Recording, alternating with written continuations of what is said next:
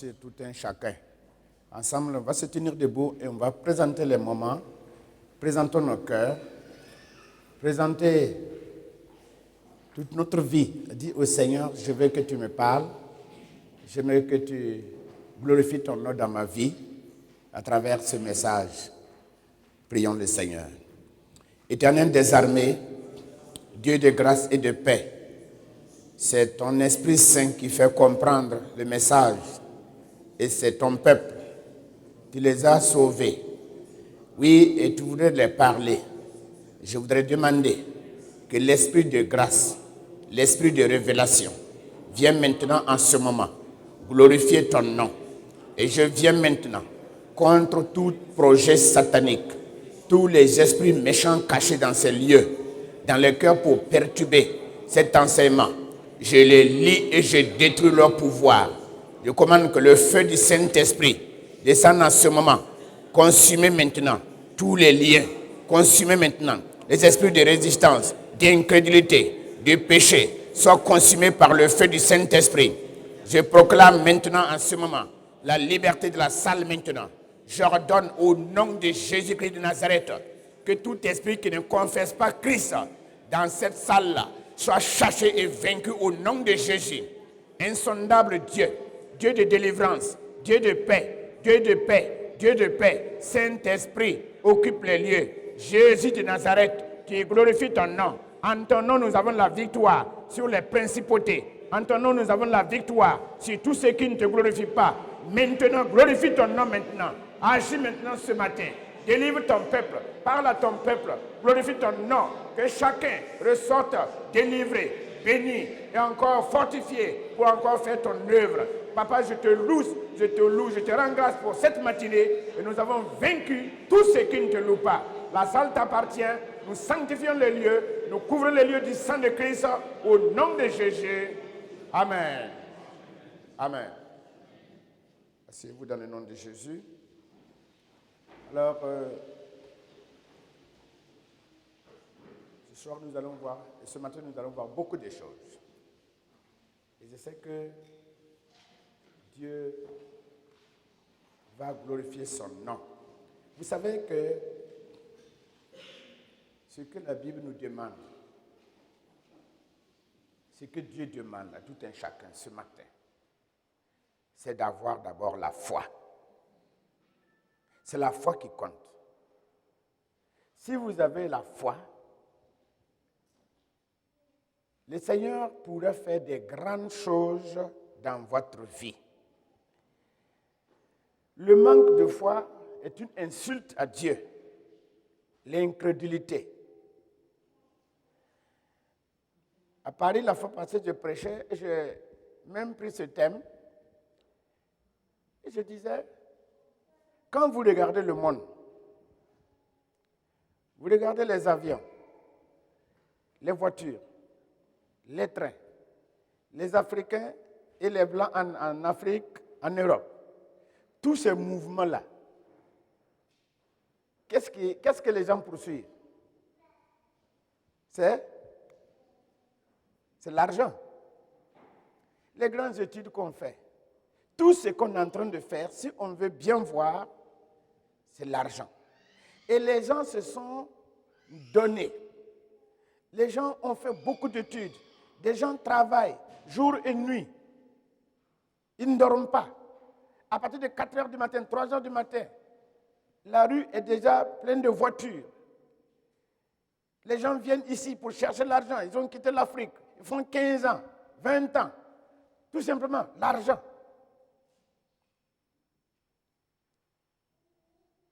C'est l'argent. C'est parce que les gens ont la foi sur ce Dieu que Dieu dit. Jésus dit que c'est notre Dieu. Et ils courent derrière. Et en ce moment-là, beaucoup qui se sont donnés avec l'intelligence et l'effort, ils trouvent de l'argent. C'est pour ça qu'on voit des riches. Ce n'est pas ceux qui cherchent seulement qui trouvent, mais quand même, ceux qui en ont peuvent dépasser ceux qui n'en ont pas. C'est la même chose avec la parole de Dieu. Si nous courons, si nous cherchons Dieu, et on ne peut pas chercher Dieu sans la foi. On ne peut pas demander la délivrance sans la foi. Parce que quand vous perdez la foi, vous devenez comme un animal. Ah oui. Quand vous perdez la foi. Dans le temps passé, on dit que c'est l'Europe qui a envoyé l'évangile en Afrique. Mais au fur et à mesure, la foi est en train de partir. C'est pour cela que j'ai dit ce matin, durant cette semaine de Pâques, il va falloir que chacun essaie de mettre de l'huile dans sa lampe pour encore voir de nouveau. Parce que le chemin est encore long. Le chemin est encore long. Je ne sais pas combien il te reste encore. Quel chemin? Quelles sont les montagnes qui sont devant toi? Quels sont les pièges que Satan prépare? Mais c'est par la foi que tu peux réduire à néant toutes les œuvres de l'ennemi. C'est pour cela que quand nous lisons dans Hébreux au chapitre 11, le verset 6, Hébreux 11, le verset 6,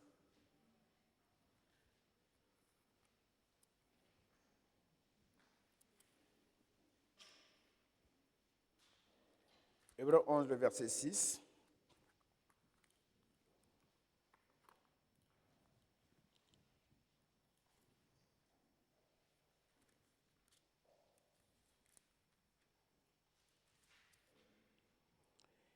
Il est dit là-bas, or, sans la foi, il est impossible de lui être agréable.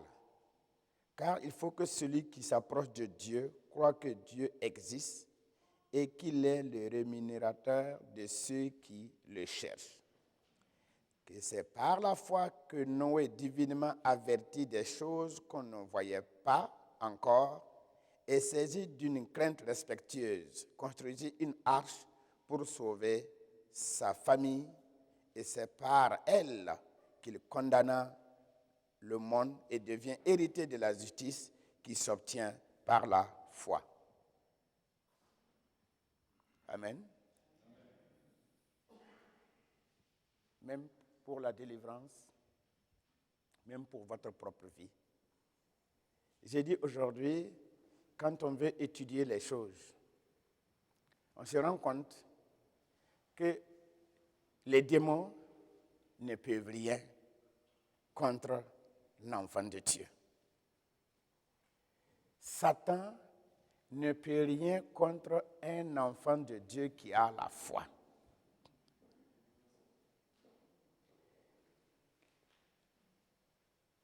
Notre problème, ce n'est pas uniquement même les démons. Notre problème, c'est nous-mêmes, notre cœur. Et ce matin, la délivrance va se situer sur la délivrance de notre cœur. Parce que la Bible dit de garde ton cœur plus que toute autre chose. Parce que c'est là-bas que viennent les sources de la vie. Amen. Mais avant d'aller là-bas, si nous voyons dans Genèse, au chapitre 15, Genèse au chapitre 15,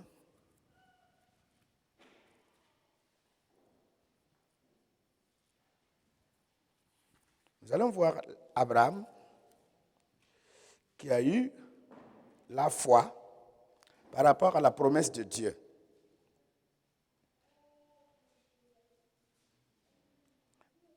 Genèse au chapitre 15, nous commençons le verset 4.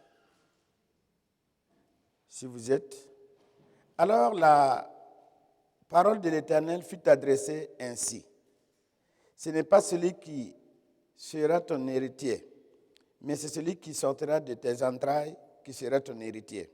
Après l'avoir conduit dehors, il dit, regarde vers le ciel et compte les étoiles, si tu peux les compter. Et il dit, telle sera ta postérité. Je m'arrête d'abord.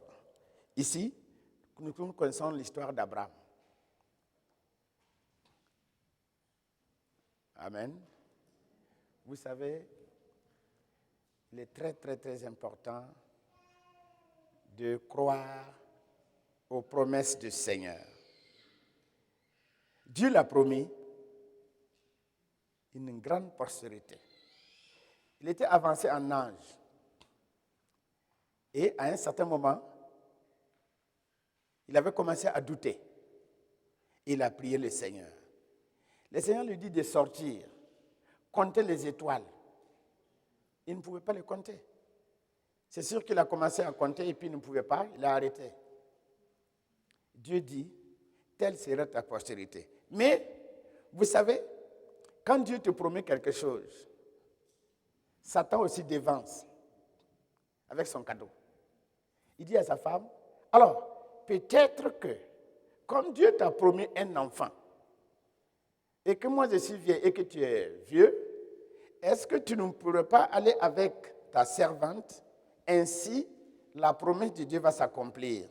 Ça, c'est ce qu'on aider Dieu dans sa promesse. En voulant aider Dieu,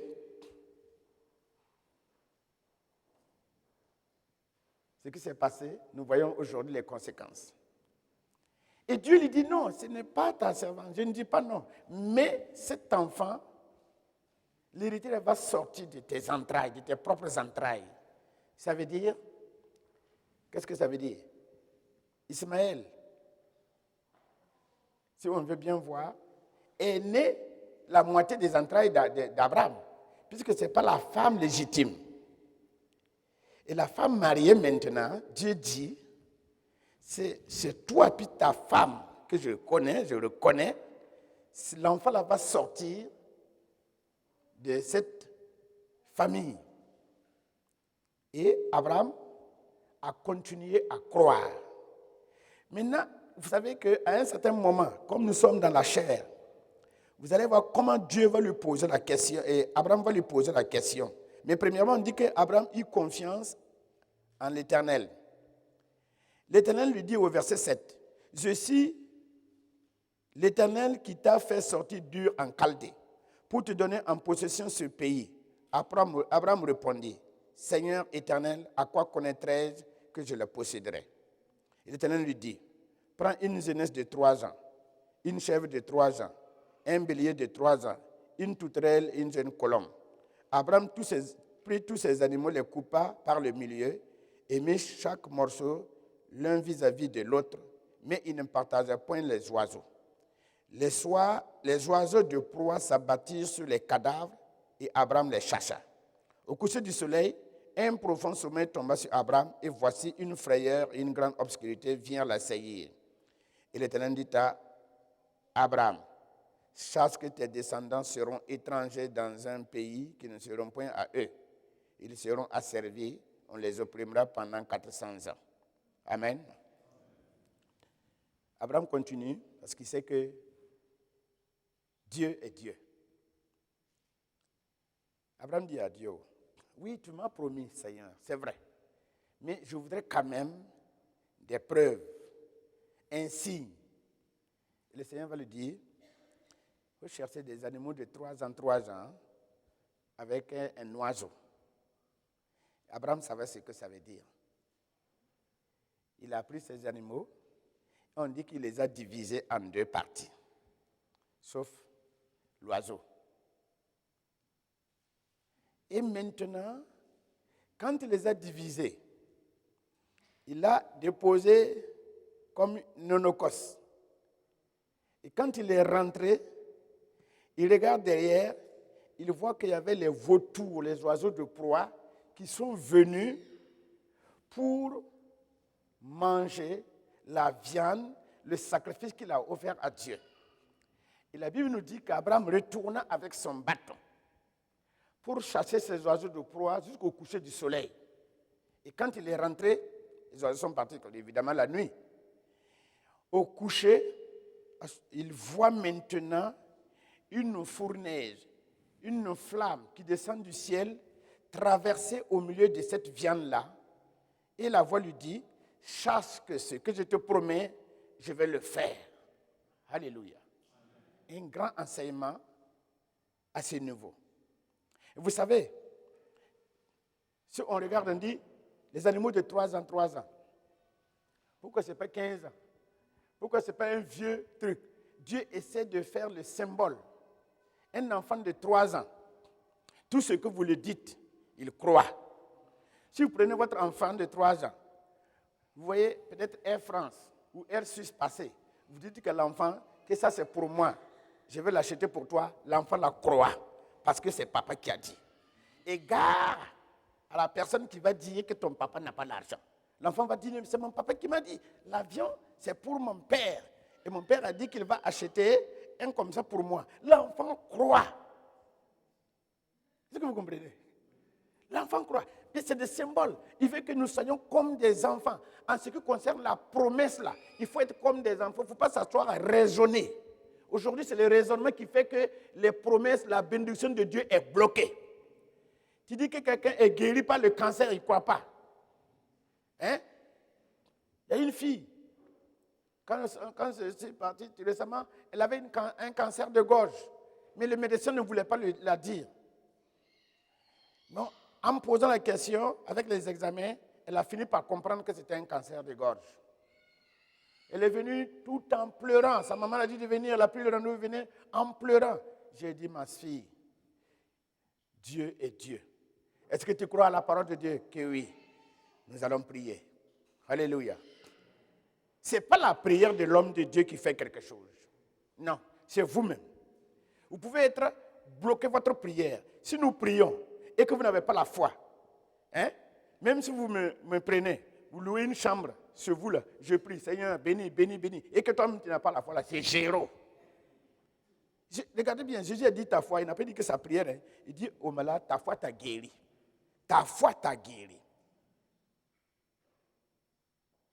D'accord? Donc Dieu voulait dire à Abraham, en ce qui concerne ma parole, il faut que tu raisonnes comme un enfant. Ce que j'ai dit là, accepte. Et le bâton, ces oiseaux de proie, c'est quoi? Abraham n'a pas fait les offrandes là pour les vautours. Il a fait l'offrande pour Dieu. Et ces vautours sont venus pour manger l'offrande faite à Dieu. La Bible nous dit qu'il est retourné avec son bâton, qui symbolise la prière, pour chasser ces vautours. Et aujourd'hui, cette offrande, c'est notre cœur. Les vautours sont là pour salir notre cœur, pour posséder notre cœur. Et c'est notre prière, par la foi, qui va chasser ces vautours, parce que c'est une offrande que le jour que nous sommes donnés au Seigneur, nous avons dit, Seigneur, ma vie t'appartient, mon cœur est à toi. C'est pour ça que la Bible dit que nous sommes le temple du Saint-Esprit. Alléluia. Et ce temple-là, il y a des vautours. Les esprits de doute, là, ce sont ces vautours qui viennent picorer l'espoir, la paix en nous maintenant, et puis déféquer, mettre des choses qui ne glorifient pas le nom de Dieu. Nous allons le voir tout à l'heure avec le livre de la délivrance pour le cœur. Donc, si je regarde ici, si Abraham n'avait pas cherché, écoutez bien, il y a des choses que souvent les gens disent, qu'une promesse, quand Dieu dit qu'il va faire quelque chose, il le fait. Dieu n'est pas obligé de le faire. Parce que sa promesse est toujours conditionnée. Si et seulement si tu crois. D'accord? Si tu crois. Les enfants d'Israël, quand ils ont quitté l'Égypte, Dieu a dit, vous allez dans un pays, on vous opprime trop. Vous avez crié, j'ai entendu. Moi, je vais vous amener dans un pays que j'ai promis à vos pères. C'est Canaan. Là-bas, le lait coule. Il y a la bénédiction. Écoutez bien à cette partie. Ici, Dieu dit, vous quittez l'Égypte et vous allez en Canaan. Là-bas, vous n'avez pas besoin de souffrir. Quand vous lisez Psaume 127, la Bible nous dit là-bas que le méchant se lève très tôt, il se couche tard, il mange le pain de la douleur, mais il donne autant à ses bien-aimés pendant leur sommeil. Si vous êtes là où Dieu que vous soyez, vous prenez 3 heures pour faire un travail. Hein? La bénédiction que vous allez récolter va te passer toute une journée que tu vas être à un lieu où Dieu ne veut pas. Est-ce que vous comprenez? Ok. Donc Dieu leur dit, vous quittez l'Égypte, allez en Canaan. Ils étaient dans la joie. Et ils ont vu la main de Dieu. Pharaon s'est levé. Quand ils sont partis, Pharaon s'est levé. Mais, allez-y les ramener. Kika, avec les chevaux, tout ça. Ils se trouvaient au bord de l'eau, côté montagne. À droite, chaque côté, il y avait des montagnes, l'eau. Et l'ennemi était en train de venir derrière. Alléluia. Les enfants d'Israël ont commencé à crier. Dieu dit à Moïse, qu'est-ce que c'est que ce bruit? Et Moïse dit à Dieu, les enfants d'Israël, quand il a dit de les faire sortir, regarde, ils sont arrivés, on n'a plus de route, mais Pharaon est en train de nous poursuivre pour nous ramener en Égypte. C'est pour ça qu'ils ont peur. Alléluia. Dieu dit dans Exode 14, 14, dis à mes enfants de se taire, de regarder les Égyptiens pour la dernière fois. Ils ne le reverront plus. Alléluia. Et effectivement, c'est ce que Dieu a dit. Quand ils sont sortis, Exode 15, ils ont loué, ils ont chanté, dansé. Et la Bible nous dit que dans le désert, il fait chaud. Dans la journée, ils ont un grand nuage qui les couvrait. Ils ont vu tout ça. La nuit, ça devient une grande ampoule. Ils étaient éclairés dans le désert. Oh, quelle grâce. Ils ont vu tout ça. Quelque temps après, il dit qu'ils n'ont pas on n'a pas de viande. Alléluia, ils ont commencé à se plaindre que Dieu a fait descendre la caille. La caille qui est venue tomber là, la hauteur, là, on dit que ça vaut 1 mètre. Ils ont mangé, et après ils sont devenus malades. Kika devant. Ils ont dit, ah non. Oh Dieu, nous on veut un Dieu qu'on voit. On veut un Dieu qu'on voit, un Dieu qui est dans le ciel, là on ne comprend pas, on ne veut pas aller. Les femmes, amenez vos bijoux, on va faire un veau. Ils ont dit, ok, ils ont arraché les bijoux des femmes, ils ont fabriqué un veau d'or. Ils ont dit, voilà, c'est toi qui nous as délivrés de l'Égypte. Hein. C'est toi. Nous, voilà un Dieu qu'on voit, un Dieu qu'on ne voit pas, on dit qu'il est en haut, il faut avoir la foi, nous, on n'est pas dedans. Ils ont péri. Combien de personnes qui sont rentrées? Ceux qui sont sortis de l'Égypte, il y a combien de personnes? 2 personnes. Alors que la Bible nous dit, dans les calculs, il y a 600 000 personnes sans les femmes et les enfants qui sont sortis. Il y a 2 personnes. Vous croyez que Dieu avait dit ça pour plaisanter? Ou bien, là vous allez dire que la promesse de Dieu, que Dieu n'a pas accompli sa parole. Non, Dieu a accompli sa parole. Dieu leur a dit, si et seulement si vous croyez. Le désert est arrivé. Là, Dieu voulait les tester, voir. Ils ont murmuré, nous avons besoin de la viande. Quoi. Et la Bible nous dit aussi le danger là. Le danger pour nous aujourd'hui. Je veux vous dire que chacun choisit ses amis parmi les chrétiens. Parce qu'on a dit que ce sont les ramassis. Ceux qui étaient avec les Israéliens là. Ouais, bon, comme Israël, les gens voulaient partir, ils ont dit, ah, moi je ne fais rien, bon, depuis que je suis avec vous, je vais vous accompagner. Ils n'ont pas été appelés par Dieu. Ils ont suivi.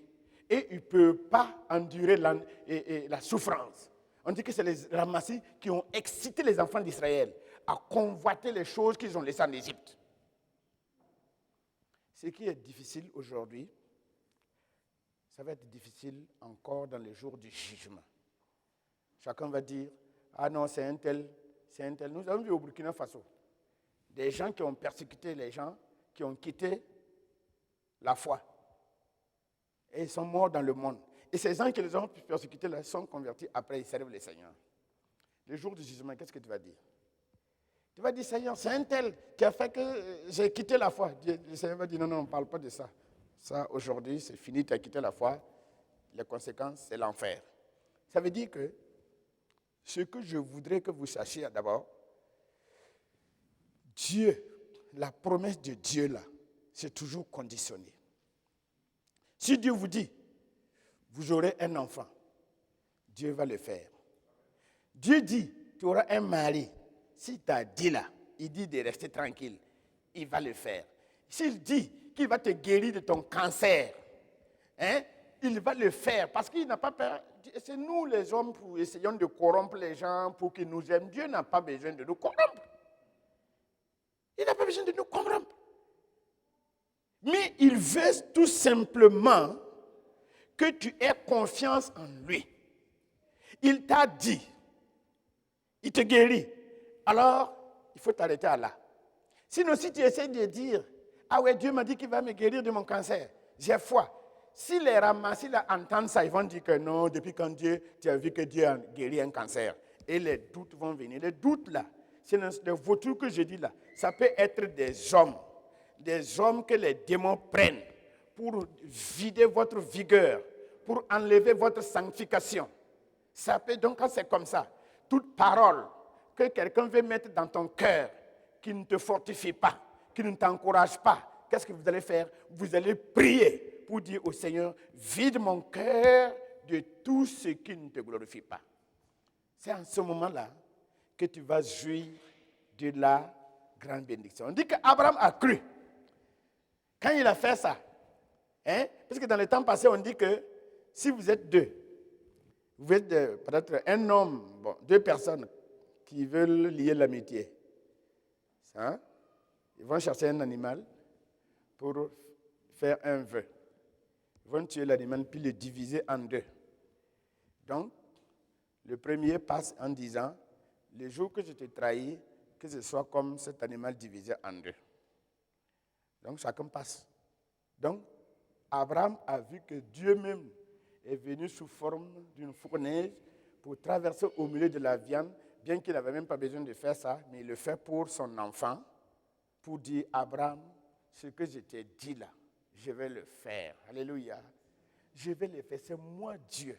Il faut que tu restes tranquille. Il faut que tu restes tranquille. Il faut que tu aies confiance en moi. Sinon, si je vous dis que Dieu dit qu'il va te donner 10 francs suisses, ce n'est pas difficile de croire, ou bien? Hein?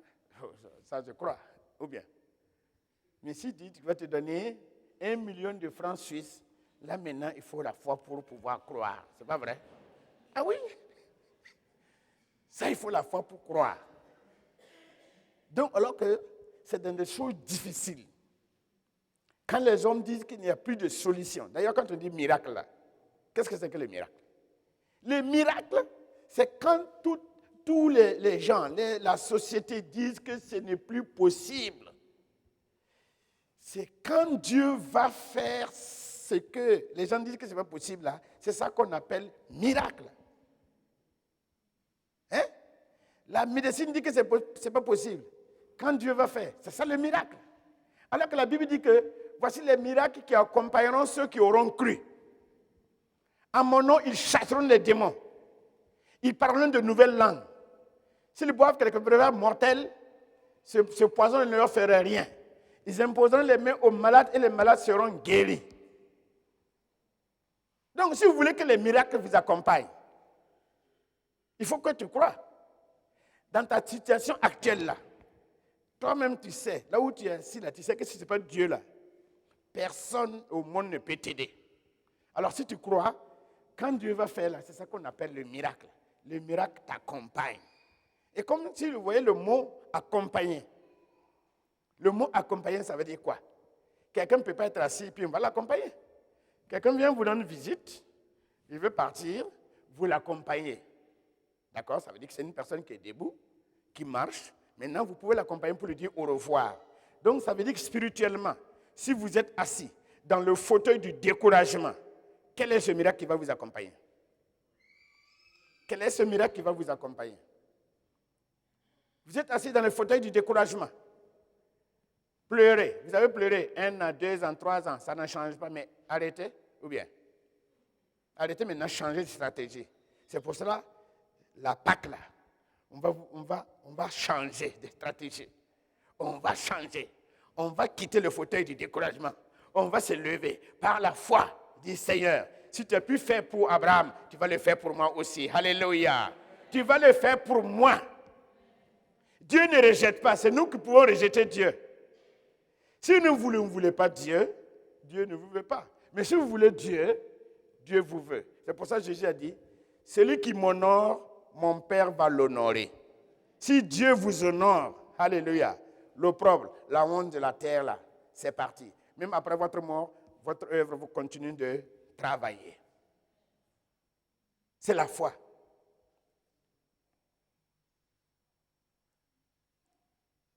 Le problème aujourd'hui, ce n'est même pas les démons. Moi, je me dis que ce n'est pas les démons. Je n'ai jamais eu peur des démons. J'ai fait la délivrance. J'ai vu des malades inguérissables, des démons dangereux dans les lieux où on dit que ici, là, les démons, là, quand on parle, c'est fini. C'est fini. J'ai dit non, c'est pas moi. Avant que je me déplace, il y a l'armée du ciel. Alléluia. Les gens qui m'ont dévancé. C'est nous en Afrique, quand les présidents veulent aller quelque part là. Les soldats, les tireurs d'élite, là, ils sont devant.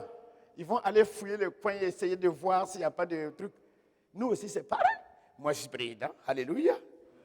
Quand je me déplace, les gens sont là. Qui croit à ça? D'abord, même, qui croit? Écoutez bien. Qui croit? Quelle personne lève la main? Vous allez voir. Je ne sais pas si c'est l'année passée que j'ai témoigné. Il y a une dame qui était mourante. J'ai témoigné ça. Hein? Qui était à Pau, à Girwango. Hein? La fois passée, je l'ai fait encore témoigner.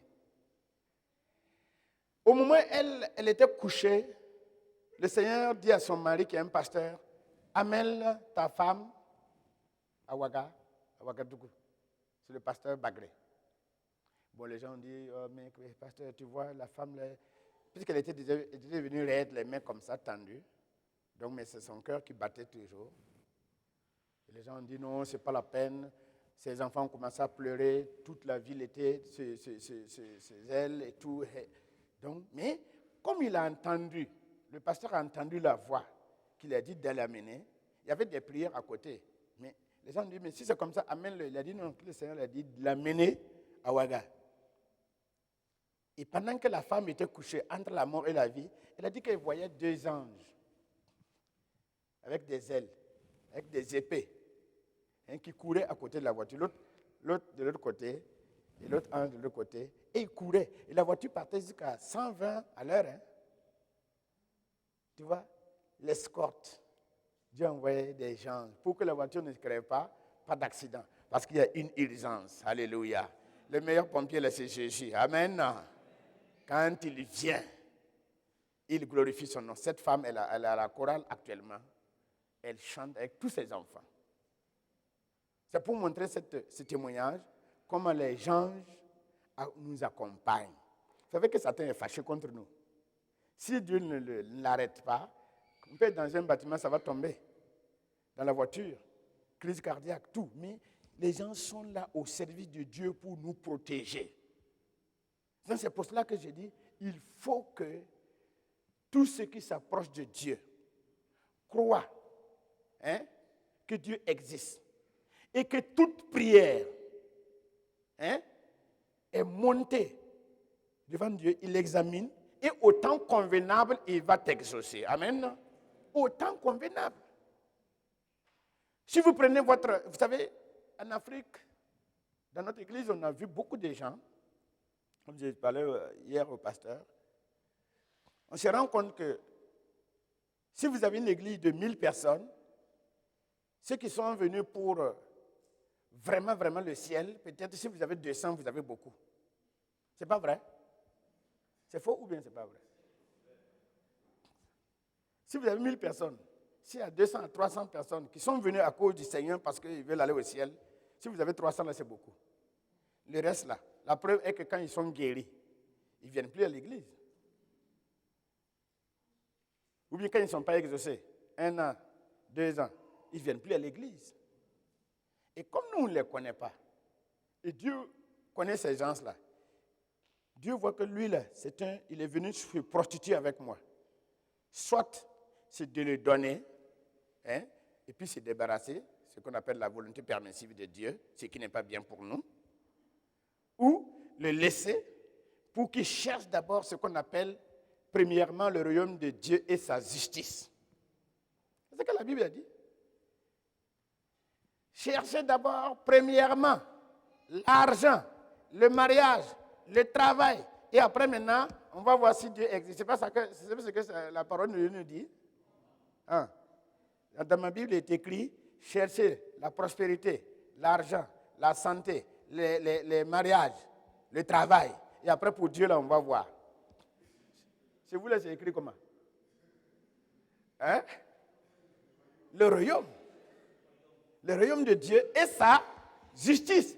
Et le reste, vous serez donné par-dessus. Ça veut dire quoi? Un jour, j'ai prié pour une dame qui demandait des enfants. Quand j'ai fermé les yeux, je voulais prier. Je vois un verre sur un pain chiffonné. Je regardais. J'ai dit, Seigneur, donne l'explication à cette vision. Et le Seigneur me dit, cette dame, tu vois le verre, c'est son cœur. Et dans le verre, je vois du sang. Mais je vois, il y a le sang. Le pain que tu vois chiffonné, il faut qu'elle soit brisée. Comme ce pain qui a été lavé plusieurs fois, qui n'a plus sa couleur normale. Il faut qu'elle vive l'humilité. Il faut qu'elle nettoie son cœur pour que je puisse maintenant donner ce qu'elle me demande. Et j'ai demandé à madame, est-ce que vous avez un problème avec votre mari? Il y a sa copine qui l'a envoyé. Elle regardait sa copine parce qu'elle venait de faire la bagarre avec son mari insulté avant de venir à la prière. Sa copine lui a dit, oh, si tu pars à la prière avec ça, en tout cas, Dieu ne va pas t'exaucer. Et puis elle a fait bagarre. Quand ça a été révélé, je lui ai dit, il faut que tu retournes arranger. Hein? Avant de revenir. Ça veut dire que Dieu veut d'abord qu'elle cherche le royaume de Dieu et sa justice. Si Dieu t'aime là, il ne va pas t'exaucer dans ta souillure. Non. Mais il y en a qui viennent. Hein? Il y a un militaire là qui est. La fois passée, on témoignait. Il dit que quand lui il a quitté le village, il est venu en ville. Je ne sais pas ici ça existe les corbas là. C'est les trucs que les enfants, on donne aux enfants pour faire les sels. En Afrique, il y en a.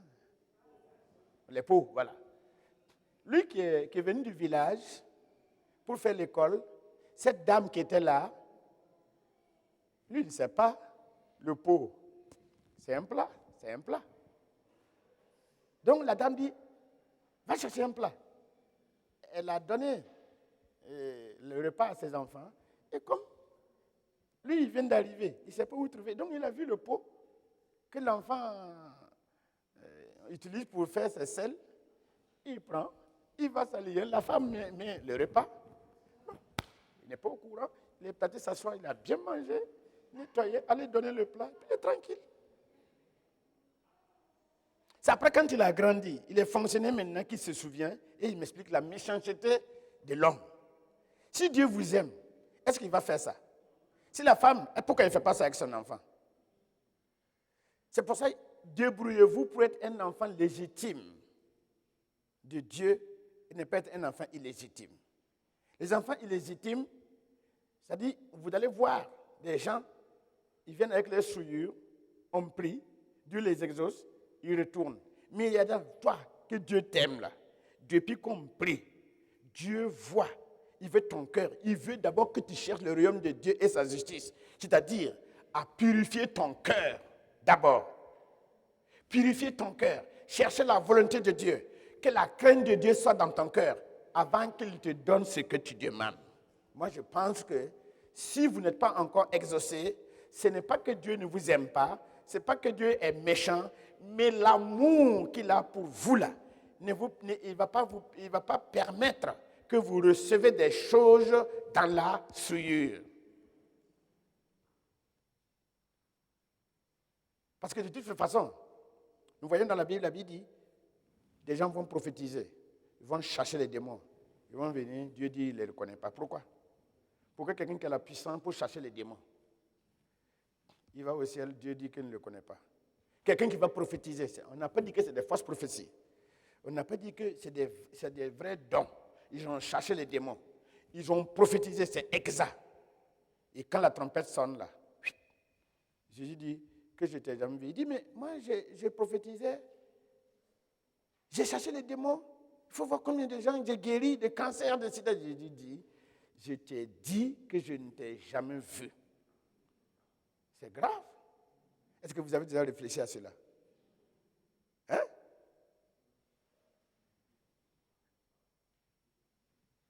Au pays, les ministres, quand ça chauffe, ils viennent, on prie pour eux. Ils sont soulagés, ils retournent encore continuer.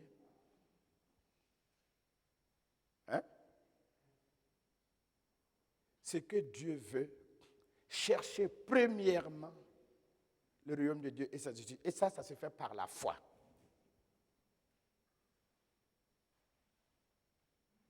Si vous perdez la foi, si votre cœur devient le trône de l'ennemi, ah là, c'est grave. Amen. Dans le temps passé, dans le Nouveau Testament, vous savez, pour entrer dans le temple, là, ce n'est pas n'importe qui. Hein.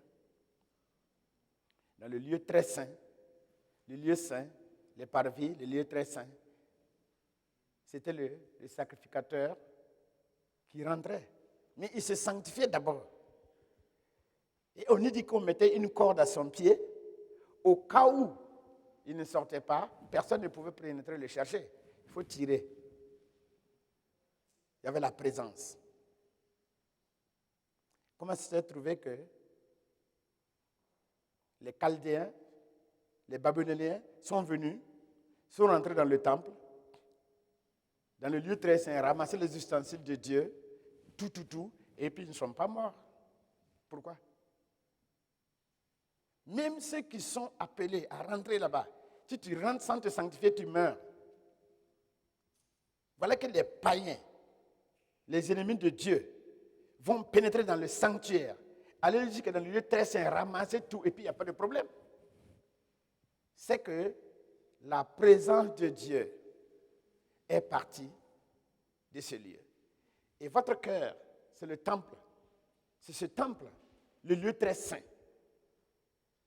Et si la présence de Dieu part vous laisser, votre cœur devient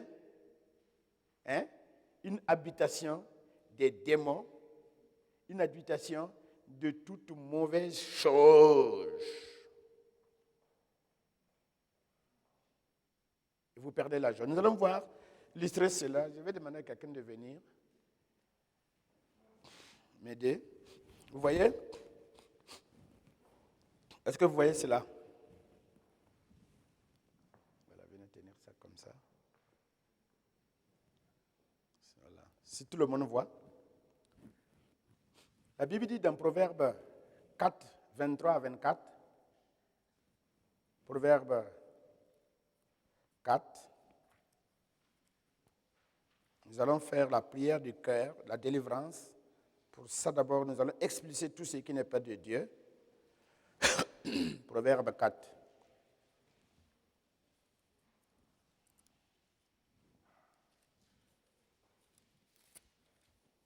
Il est dit là-bas, le verset 24, 23 plutôt. Il dit, garde ton cœur plus que toute autre chose, car de lui viennent les sources de la vie. Verset 24, écarte de ta bouche la fausseté, éloigne de tes lèvres les détours.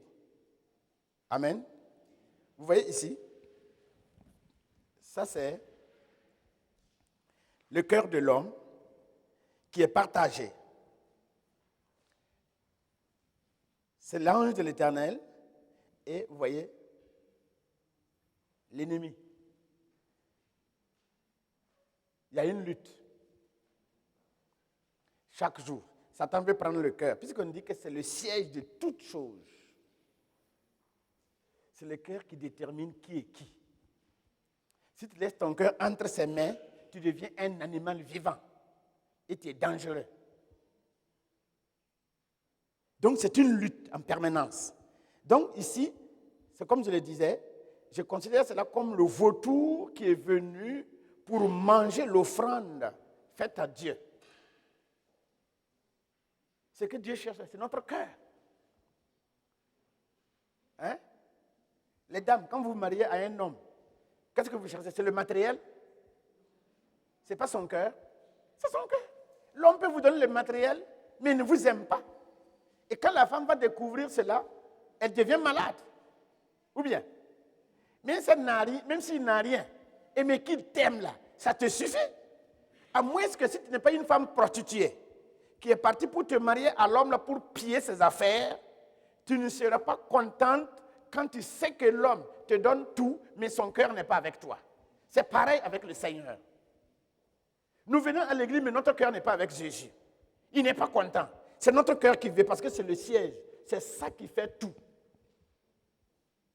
Alors, si nous continuons un peu, vous allez voir, maintenant, voilà, ça c'est le véritable païen là.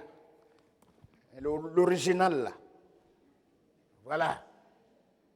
Vous voyez? Il y a toutes sortes d'animaux. Le porc, la tortue, le chien, le paon, la panthère, le serpent, une grenouille, avec la conscience qui est là, et le monsieur là qui est au milieu qui les dirige. Qui est ce monsieur-là? Vous le connaissez, non? Qui dirige? Lui là. Vous voyez comment ses yeux sont? C'est qu'il peut faire tout. Il peut mentir. Il rentre dans les sectes. C'est-à-dire, lui, c'est l'argent ou rien. La mondanité à l'état pur. Pas peur. Il n'a pas peur de quelqu'un. Égorger quelqu'un, ce n'est pas son problème. Vous allez voir les gens qui tuent les gens dans les rues pour prendre l'argent là. C'est le cœur là, c'est ça. Donc, la Bible dit, garde ton cœur plus que toute autre chose. Plus que l'or, plus que le diamant. Vos meilleurs habits là, comment vous les gardez? Les vrais habits, vous ne donnez pas n'importe comment pour laver. Vous allez au pressing, ou bien, vous ne les lavez pas vous-même. Parce que vous n'avez pas les produits, sinon ça va gâter le truc. Vous voyez ça là, moi j'ai acheté au Luxembourg, je suis arrivé au pays, j'ai lavé ça avec l'eau simple et puis ça a changé de couleur. Je voulais porter la veste, là j'ai vu que ça ne va pas. Donc j'ai enlevé, j'ai pris la chaussure. Mais pourtant j'ai acheté ça très cher au Luxembourg. Bon, je suis arrivé avec mon truc comme ça, après ça a changé de couleur. On m'a dit non, qu'on ne lave pas avec l'eau simple. Mais si vous regardez ce que vous gardez, mais la Bible dit de laisser ça là, les habits, le diamant là, que ça là, il faut les garder plus que toute autre chose. Parce que c'est là-bas que la personnalité de l'homme là, ta vie, ta réussite là, réside dans ça. Et nous continuons. Voyez, ça c'est la délivrance qui a commencé dans la vie de ce monsieur. L'Esprit de Dieu vient avec la lumière, la parole de Dieu, le pardon, le cœur repentant. Donc, ces esprits-là ne peuvent pas rester en présence de la lumière. Ça, c'est l'œuvre du Saint-Esprit. C'est pour cela que Jésus a dit à ses disciples, restez à Jérusalem, ne sortez pas. Un consolateur, quelqu'un viendra. Alléluia. Et Pierre qui était peureux, le jour de la Pentecôte, quand il était rempli du Saint-Esprit, la peur est partie. Il est sorti, il a commencé à prêcher. La Bible nous dit que 3000 personnes se sont données au Seigneur, sans les femmes et les enfants. Il n'a pas eu le temps de faire des campagnes, des trucs de publicité.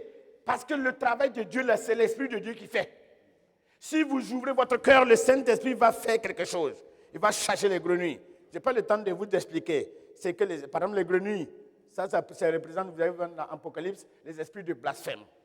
Les esprits de blasphème sont ceux-là qui insultent le Seigneur. Ce n'est pas que tu dis, Seigneur, tu l'insultes. Non, ce n'est pas comme ça. Mais ta manière de faire, là, insulte le Seigneur. Et il y a même des gens dans leur cœur, là, quand tu prêches, là, ils sont assis, ils ne sont pas contents. Ils rejettent la parole de Dieu. Ce n'est pas toi qui rejettes, c'est la grenouille qui est en toi. Sinon, le grand Dieu qui te parle, là, tu es trop petit pour contester la parole de Dieu. Parce qu'on ne presse pas ce que tu veux. Vous voyez? Le serpent, vous le savez très bien, ce serpent, c'est dans le jardin d'Éden. Quand ça est dans la vie d'une personne là, c'est une personne qui est rusée. Vous ne pouvez pas découvrir que la personne est un serpent. Oui, oui. Il n'y a pas longtemps, quand j'étais là, je voyais en vision. J'étais à Paris, j'ai vu la vision, il y a 2 ans de cela, une petite colline comme ça, il y avait de l'eau, et je voyais un serpent qui était dedans. Quand je suis arrivé pour voir, c'est une fille, une femme qui est notre voisine, le serpent est devenu la femme. J'ai dit, non. J'ai dit, ah, c'est toi Pauline. Quand je suis rentré, je l'ai appelée.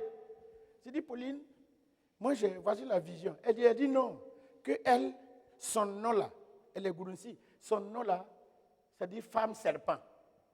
Que quand elle était née, il y a un serpent qui était chez eux. Donc on a dit qu'elle est la femme de ce serpent. Regardez très bien. Quelle est la femme de ce serpent-là? Elle est à la chorale. Elle ne venait pas à l'heure. Tu leur programmes les chants. Elle vient à n'importe quel moment. Tu sens que c'est pas sa volonté.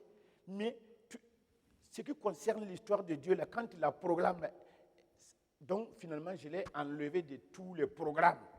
Jusqu'à ce que Dieu me révèle que c'est un serpent. Un serpent ne peut pas faire le travail de Dieu. Cette personne, comme j'ai dit là, c'est quelqu'un qui peut te mordre. C'est les gens, vous savez que le serpent, quand il vous mord là, ça ne fait pas mal, mais ça va te tuer.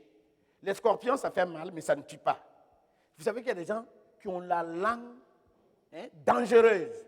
Quand ils vont te calomnier avec quelqu'un, c'est fini. Ils te mordent comme ça. Ils divisent. Et quand ils te mordent là, tu crois. Parce que c'est l'ennemi. Est-ce qu'il n'y a pas ces gens-là dans les églises? Il va te mordre, tu ne vas plus venir à l'église. Hein? Mais lui, il continue à venir. Oui. Non, puisque c'est son travail. Il est là, il guette. Quelqu'un qui fait bien le travail, là, il vient de voir. Ah, toi aussi. Ah, le pasteur là, n'est pas facile, il ne faut pas t'engager comme ça. Hein? Ah, nous, on était là, mais... Et puis quand tu dis ça, tu es désarmé. Tu pars, et puis lui, il est là seulement. Ceux qui veulent travailler bien, ils viennent les mordre. Ils les désarment, ils chassent les gens au fur et à mesure. Est-ce que tu n'es pas petit pour t'opposer à l'œuvre de Dieu comme ça? C'est ça le serpent là, ce n'est pas toi qui fais, il y a un serpent. Tu deviens un venin. Aux yeux de Dieu, tu es un serpent. Et le serpent sera écrasé. Alléluia. Donc c'est pour ça qu'il faut que nous soyons délivrés entièrement. Ton comportement caché que tu as là, ta vie libre comme ça, de tournure, de gauche à droite, de je ne sais pas quoi, quoi. Il faut arrêter. Soit tu es chrétien ou tu ne l'es pas. Ce n'est pas la peine de venir, on compte, on dit on a 15 membres, pourtant on n'a que 5 membres. Oui. Il faut aller, il faut aller boire, il faut aller danser. Il ne faut pas perdre ton temps. Parce que de toute façon, tu ne vas pas aller au ciel en tout cas. OK? Alors, la panthère. Si vous prenez les animaux, vous regardez leurs caractéristiques là, vous allez connaître. Hein? La panthère, c'est quoi? Bagarre sur bagarre. Indomptable. Refuse les conseils. Ah, toujours prêt à dévorer tout ce qui passe de travers devant lui. Il ne te laisse pas. Un chrétien qui ne sait pas pardonner, il dit qu'il est chrétien. Ça sert à quoi? Hein? Tu ne sais pas que tu es possédé? Hein? Le paon, vous savez, ça c'est l'orgueil de l'humanité, l'orgueil. Voilà. Courir derrière les richesses. Hein, les personnes tout. Écoutez, j'ai remarqué, ça fait depuis 2000 que je viens en Europe, je tourne dans les églises, que ce soit les églises africaines et tout. Je me suis rendu compte que les mêmes démons qui agissent au Burkina, là, ce sont les mêmes démons qui sont ici. Oui, ça n'a pas changé. Hein. Il n'y a pas que ces démons de blanc, démons de noir, c'est la même chose. Oui. On voit des gens, hein, à cause de la richesse, là, en Afrique, ils sont prêts à tout. D'abord, la personne ne peut pas payer la dîme. C'est pas ça. Ou bien il est ici. Hein? Tu es ici. On t'enseigne. Et tu prends ta dîme là pour envoyer un Burkinabé qui est là. Il envoie la dîme avec son pasteur qui est au Burkina Faso. Et puis il est là. Toi, tu serais béni où? C'est libi. C'est pas bon. Il faut que vous soyez clair. C'est l'esprit de Paon là. Il veut. Ou bien il ne paye pas. Ou bien il paye, mais il veut contrôler. Ah, le pasteur là, lui, il a mis la dîme là. On a donné là. Et quand il achète une veste, on dit, est-ce que ce n'est pas notre dîme? C'est ta dîme? C'est ton argent? C'est l'argent de Dieu. Il faut bouffer, voir. La dîme, vous savez la signification? Quand Dieu a maudit la terre, après il a cherché une solution pour dire, comme il y a la malédiction, bon, je vais dire aux gens d'enlever la 10e partie au moins. Et ça, c'est les sacrificateurs qui sont habilités à manger. Et le reste là, est assaini. Tu peux manger sans problème. Si on dit que si vous mangez la dîme, c'est une malédiction. On a prié pour toi, on a cherché tes démons, tu es guéri là. Tu ne fais pas le bilan de ça. C'est l'argent que tu as donné, c'est un franc là. Que tu dis, on a qu'à te faire le compte rendu. Et que où on a mis l'argent là. La société qui vous paye là, est-ce que vous poursuivez, demandez comment vous avez dépensé? Tous ceux qui travaillent là, est-ce que la société vous dit, viens faire le bilan de ce que ton salaire qu'on t'a payé là? Alors, comment tu as fait avec ton argent? Est-ce qu'il le demande? Je ne sais pas. Hein? Il ne demande pas. Et c'est ça, c'est pas ta faute. Hein? Ça, c'est le chien là. Yébé, lui, il est dangereux même. Sorcellerie, adultère. Hein? L'adultère, tout ce qui est impur là, lui, il est dedans.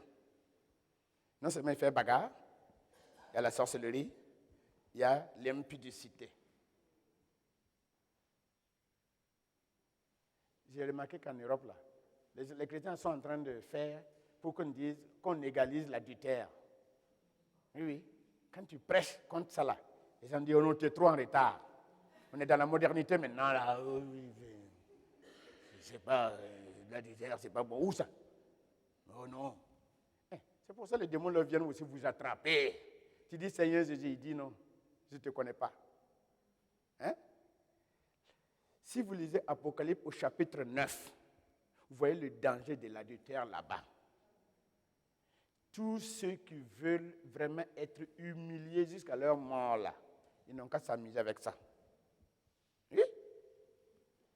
Si tu es fiancé, hein, tu es pressé pour faire la chose, pourquoi? Il faut attendre ou bien? Tu serais fatigué même un jour, quand vous allez vous marier là. À un moment, tu n'as même pas besoin de ça. Hein? Qui dit non, on ne peut pas attendre, qu'on n'a qu'à goûter voir, qu'on n'a qu'à essayer. Essayez. Oui, le monde c'est bon, mais en Christ là, c'est pas bon. En Christ, c'est pas bon. Tu gâtes ta bénédiction. Tu détruis ton bonheur à petit feu.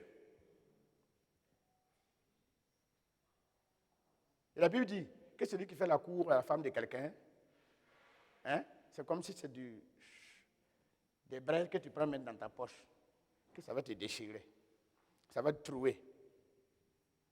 Hein, les gens là veulent qu'on n'a qu'à prêcher. Dieu va vous bénir. Amen. Alléluia. Oui, Dieu a parlé. Que Dieu a parlé? Dieu a parlé où? C'est ça qu'on vous flatte. Aujourd'hui, les gens là ont trouvé un moyen là pour flatter les gens. Alléluia. Sois béni. Sois béni. Alléluia. Dieu va te donner une voiture. Alléluia. Dieu dit qu'il t'aime. Alléluia. C'est ça là, les gens le veulent.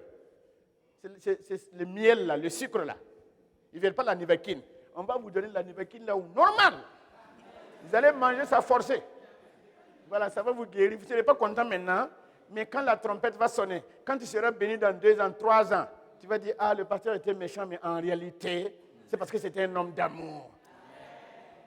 Si on vous aime là, on est obligé de vous dire la vérité. Amen. Sinon, je ne veux pas quitter ça. Vous savez que pour prêcher la vérité là, tu te crées des inimitiés, non? C'est pas vrai. Mais quelqu'un dit, vaut mieux être ami de Dieu que d'être ami des hommes. L'homme aujourd'hui, il peut te laisser. Vous savez, les églises aujourd'hui, là, les gens t'ont prié pour quelqu'un, il est bien. Moi, j'ai vu tout ça. Prier pour quelqu'un, il est bien. Après, demain, il te quitte. Il dit, aïe, il est autre. Et puis, il va ailleurs. Hein? Il change d'église. Il y a des gens, en 2 ans, ils ont fait déjà, oui, église. Qu'est-ce que tu cherches? Si c'est Christ, là, si c'est Christ que tu cherches, là, tu ne vas pas te balader comme ça. Amen. L'adultère, là. Moi, je ne sais pas comment ça se fait ici, hein. Mais je sais que, ouais. Pornographie. Si vous voulez être possédé, il faut regarder la pornographie. Si vous voulez être bien possédé, il faut regarder ça à minuit. Voilà. Bien possédé comme ça, normalement, là. Il faut regarder ça à minuit, tu vas voir. Qui va essayer, puis on va voir ce qui va se passer. Ce n'est pas de bonnes expériences. Amen. Dis à ton voisin, aujourd'hui tu seras délivré au nom de Jésus. Il faut le dire, dis à ton voisin, aujourd'hui tu seras délivré. Amen. Alors, nous continuons avec le porc.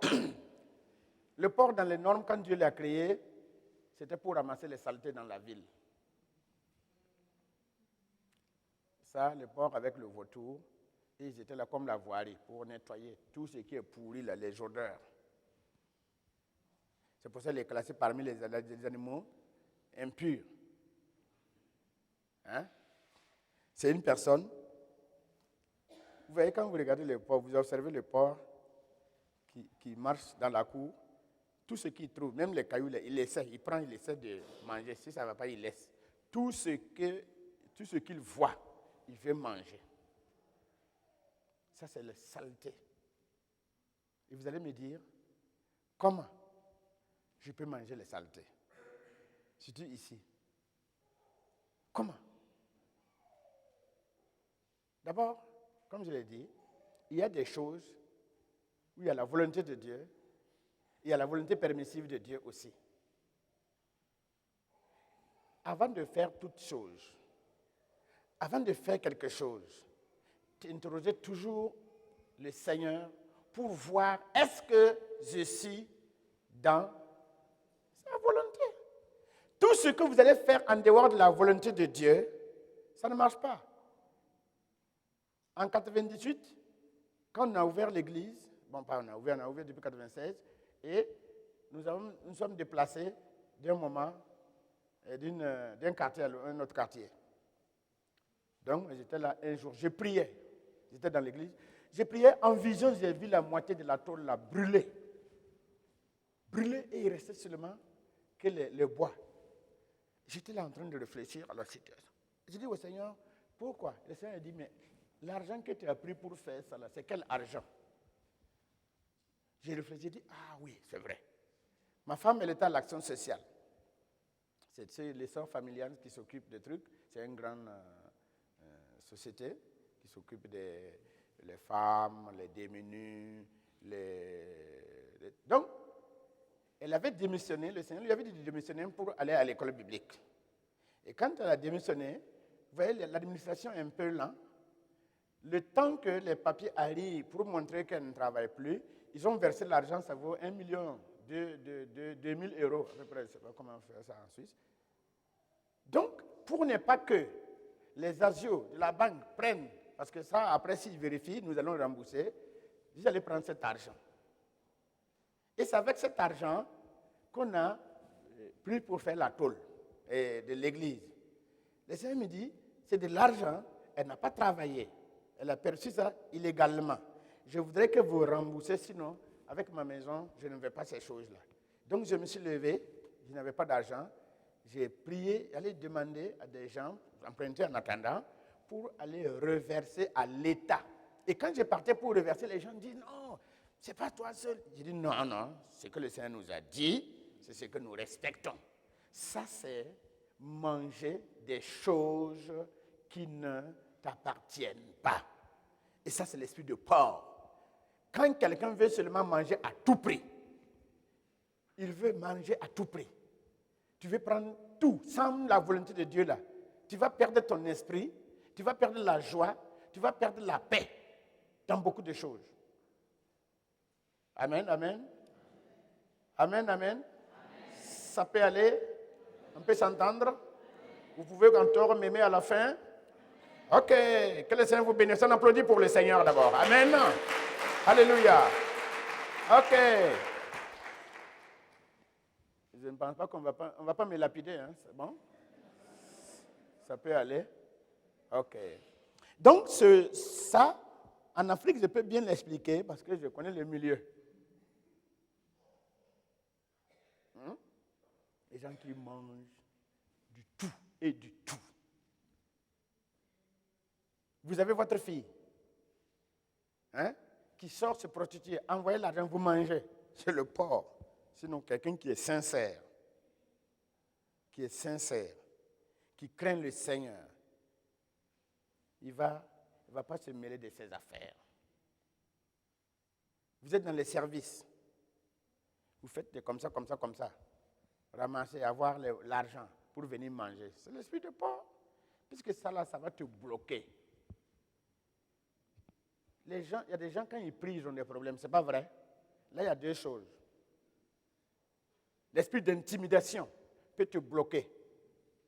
Mais aussi, les choses que tu as prises dans ta vie qui ne sont pas de Dieu se lèvent aussi contre toi.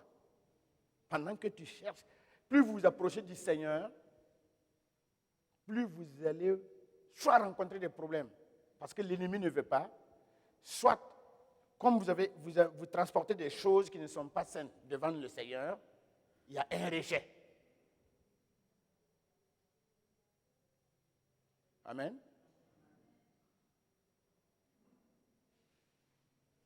Et tout à l'heure, je disais qu'il faut être dans le lieu où Dieu veut. OK? C'est-à-dire la volonté de Dieu. OK? On ne va pas trop développer. La tortue, vous savez, ça, c'est l'esprit de la paresse. Cœur endurci. La tortue, tu tapes Saint-Esprit, message. Dieu va beau parler, la personne est là. Répentez-vous. Il faut crier à Dieu. On prie. Dieu est là. Dieu n'est pas là. Dieu est content. Dieu n'est pas content. Dieu vient demain. Il ne vient pas demain. Ils sont fous. Rien ne pénètre. Donc, alors que, quand tu n'as pas les renseignements, quand tu n'as pas l'état de ta vie et de ce monde-là, ça nourrit la paresse. Dans la prière, dans la lecture de la parole de Dieu. Ça, c'est la tortue. Donc, ici, la Bible nous dit, garde ton cœur plus que toute autre chose. Ça, c'est le patron qui dirige. Vous le connaissez? C'est l'ange méchant. Et puis, vraiment, tu ne sais pas. À l'heure qu'on parle, nous savons. Ici, c'est l'œil, la conscience de l'homme. Vous savez que la conscience, une fois qu'elle est souillée, rien n'est pur. Tite au chapitre 1, le verset 15 dit, rien n'est pur pour celui qui est impur. Tout est pur pour celui qui est pur. Tout est souillé pour celui qui est souillé. Et toutes ces choses-là, ça souille notre conscience. Vous voyez le Saint-Esprit qui est venu, l'ange de l'Éternel qui est venu pour combattre. Alors la personne sera entièrement délivrée. Voilà. Une personne remplie de l'Esprit de Dieu. Alléluia. La joie, la paix. Alléluia. C'est une personne qui... Quand on dit que quelqu'un est riche là, ce n'est pas l'argent là. Il y a des animaux qui ont des richesses dans ce monde. Des personnes animales. Oui? Ils ont des richesses, mais ils ne savent pas quoi faire avec leurs richesses. Mais, si tu es riche dans ton cœur, tu es généreux. Amen. Tu es généreux. Tu fais les choses pour Dieu, ce n'est pas pour quelqu'un. Hein? Quand quelqu'un, on dit qu'une telle personne est riche là, c'est dans son cœur. Il y a tout. Il y a la joie, il y a la paix, il y a tout, tout, tout. Une personne assise, une personne stable, une personne qui sait là où il est, qui sait là où il va. C'est ça la richesse. Ou bien? Amen? Vous voyez? Ça, c'est ce qu'on appelle une personne remplie de la plénitude entière du Saint-Esprit. Souviens de la souffrance de Jésus-Christ à la croix. Amen. Vous voyez? Est-ce que vous voulez être comme ça? Amen. Vous voulez être comme ça? Nous allons faire la prière de la délivrance du cœur. On va chasser tous ces esprits. Vous voyez? Et si nous continuons, ça c'est... Ici, c'est écrit en anglais, Fathers, le Père, le Fils, Holy Ghost, c'est quoi? Saint-Esprit. Hein? Donc, il y a un combat toujours, chaque fois. Mais quand vous regardez le visage de la personne, c'est une personne rayonnante, aimable. Tu ne peux pas trouver cette personne te trahir. Non, non, non, non. Si elle te dit que c'est rouge, tu vas vérifier demain, c'est rouge. Si elle te dit que c'est noir, tu vérifies demain, c'est noir. Aujourd'hui, l'Église de Christ a des problèmes. Parce qu'on a des gens avec des cœurs noirs, des langues noires. Ce qu'il dit là, il faut vérifier, ça ne marche pas. Ce n'est pas vrai? Vous avez déjà vu ça, non? Hein? Ce qu'on appelle le faux chrétien. Si nous retournons, voilà, tournez ça ici. voyez, toujours le chrétien plein de grâce. Et nous allons voir à la fin comment le chrétien qui est en train de partir dans les choses. Donc c'est pour ça, comme on dit, il faut veiller. Vous voyez, les démons, là, j'ai dit, ils ne partent pas loin. Parce que Jésus a dit dans Luc 11 que quand un démon sort d'un corps, il va dans les lieux arides, cherchant du repos. S'il ne trouve pas, il revient. S'il vient voir que la maison est balayée, ça dit ton cœur est délivré. Mais il n'y a pas l'amour, il n'y a pas la paix. Tu ne travailles pas pour le Seigneur. Il voit que la maison est vide là. Il va retourner, aller prendre son oncle, ses enfants, ses tantes, c'est quoi là, revenir. Et puis aller louer 7 esprits. Ça dit chaque démon aura 7 esprits gardiens.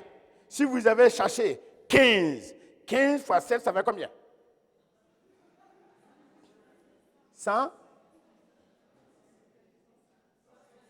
100? 105. Hein? Vous voyez? Au lieu de garder les 35 là, tu vas multiplier ça maintenant par 7. Et Jésus, c'est Jésus qui a dit, il dit que la condition de cette dernière est pire que la première. C'est pour ça que vous voyez des chrétiens qui étaient bien comme ça, gelés, ils étaient dans la chorale. Quand ils chantent là, tu sens que c'est l'Esprit de Dieu qui chante en eux. Maintenant, il a quitté la chorale, il est assis, il regarde les gens. Il est fâché contre les gens. Là, il est fâché contre non seulement la prédication, il est fâché contre les frères et sœurs qui sont en train de vraiment vivre la vie des choses. Et puis, ça ne vous arrive pas? Vous ne rencontrez pas ces gens-là? Gelés, et puis après, Zarbata. Comme une serpillière qu'on a trempée dans l'eau. Ben. On dit de venir à l'heure. Si c'est à 9h, c'est à 10h30 qu'il commence à venir. Et puis il oublie sa Bible, mais il est assis derrière. On dit fermez les yeux, on va prier. Il regarde. Parce que rien ne l'intéresse. L'histoire du Seigneur, ça ne l'intéresse pas. Que le Seigneur nous délivre de cette misère au nom de Jésus. Donc c'est pour ça qu'il faut veiller. Ok. Attends, voilà. Tournez. Oui, on a déjà vu ça. Et c'est ça. Non, on va prendre par là. Voilà. Parce que ça, là, est pour tout faire. Voilà. Non, oui, on a vu ça. Attends. L'autre côté. Ok, ça, ici, là. Si vous voyez que c'est rouge, c'est le chrétien qui a laissé son cœur, qui est encore à nouveau replongé dans la possession, la vraie possession. Les animaux, là, ici, ils étaient mais maintenant, là, chaque animal, il y a un démon qui est assis. Ce sont les gardiens, là. Ils étaient un. Hein? Donc, ils sont partis chercher des gardiens qui sont venus. Et le type était arrêté en haut, mais maintenant, il est assis. Il n'a plus peur, il est assis seulement. Avec sa lance. Qui veut être délivré? Qui veut être délivré ce matin? Alléluia. Dieu va le faire.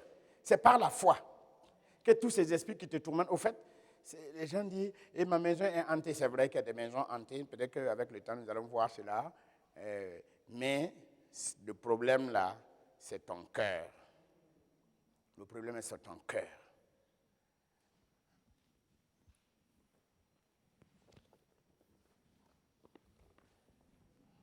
Voilà, ça c'est bon. Et ça c'est le païen le jour de sa mort. L'ange de la mort est venu. Il est là. Il a ouvert ses yeux, il est effrayé. Il dit, mais qui est celui-là? La mort est là. La mort est là. Le jour de ta mort,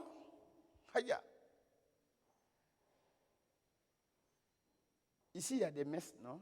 Des requiem, ça existe. Et des doigts. L'histoire de l'Église nous indique que les messes de requiem, souvent, on le fait dans des boîtes tu mets l'argent, kangram. Donc celui qui est couché, quand il entend, tu mets la pièce, il déplace son pied d'un pas vers le paradis. Et au fur et à mesure, plus tu multiplies les mèches de requiem. Maintenant, je dis, mais c'est très simple. S'il arrive au ciel, si on ne t'a pas dit qu'il est arrivé, il va continuer à sortir. J'ai dit, vous-même, votre conscience témoigne que même vos saints, tous ceux qui sont morts, il leur faut un sacrifice pour qu'ils rentrent au ciel. Leur conscience témoigne que comme ça, il n'y a pas quelqu'un qui a droit sans les messes ou les doigts. Donc il y a quelque chose qui ne va pas. Et le jour que Christ va venir, qui va faire le messe de requiem d'un tel pour qu'il puisse aller au ciel? Nous nous préparons ici. Ce n'est pas ces choses-là qui vont vous amener au ciel. Il faut qu'on vous dise la vérité. Il ne faut pas vous laisser borner par des philosophies des hommes. Ça ne marche pas. Quelqu'un qui n'a pas fait les études de docteur, à 40 ans, il n'y a pas un sacrifice ou même de requiem qui va faire qu'il devienne docteur. Est-ce que ça existe? Ça n'existe pas. Hein? Ou bien est-ce qu'il y a un sacrifice qui va faire que moi je deviens un blanc? C'est possible? Ça n'existe pas. Alors, sur le plan naturel, si ça n'existe pas, si les choses spirituelles aussi, c'est pareil. Il ne faut pas mélanger Dieu dans vos philosophies qui ne tiennent pas. Amen. Alors, nous allons voir le chrétien qui va maintenant au ciel. L'ange vient de le chercher. Voilà. Vous voyez? Voilà. Alléluia. Il est couché avec sa Bible à la poitrine. Hein? Et l'ange de l'Éternel vient de dire, il est temps que tu partes. Et son âme, alléluia, rejoint Jésus dans les airs. Ça, c'est bien. Nous prions et nous luttons que nos jours finissent par ces jours heureux où nous allons quitter cette enveloppe que nous avons empruntée à la terre pour adorer Dieu. Et si vous empruntez cette enveloppe et vous ne faites pas ce que Dieu veut, ça c'est grave. C'est pour cela que Christ est venu, pour nous libérer. Christ est venu pour détruire les projets de l'ennemi. Christ est venu pour nous rendre parfaits. Christ est venu pour inscrire nos noms dans le livre de vie. Christ est venu nous donner l'autorité comme dans Luc au chapitre 10, le verset 19 et Matthieu chapitre 10, pour que, et même quand vous lisez dans Somme au chapitre 8, il dit par la bouche de ceux qui sont à la mamelle, Dieu utilise pour fonder sa gloire, pour réduire au silence les programmes de l'ennemi. Si tu es là ce matin, suivez ses enseignements. C'est une grâce. Ce n'est pas le fait d'un hasard. Si Dieu t'a permis que tu entendes ça, c'est que Dieu t'aime. Et Dieu veut te faire quitter ce cachot. Cette prison satanique qui te tourmente depuis très longtemps. Que son nom soit béni. Et nous allons maintenant passer à la prière que chacun. Je voudrais que vous allez vous arrêter 2 à 2 d'abord. Et après, nous allons faire de telle sorte que tous nous soyons libérés.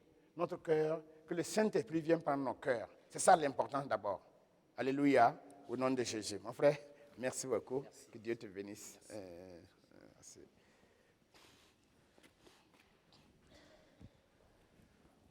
Attends, voilà, il faut le faire. Il y a le truc initial là.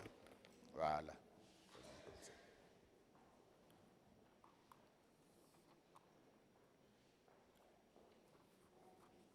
Et est-ce que ceux qui ont chanté peuvent venir chanter un chœur hier, un chant là qu'ils ont chanté? Venez pendant ce temps que je vais me souvenir. Gloire à la yo, gloire à la. Ou bien c'est un truc comme ça.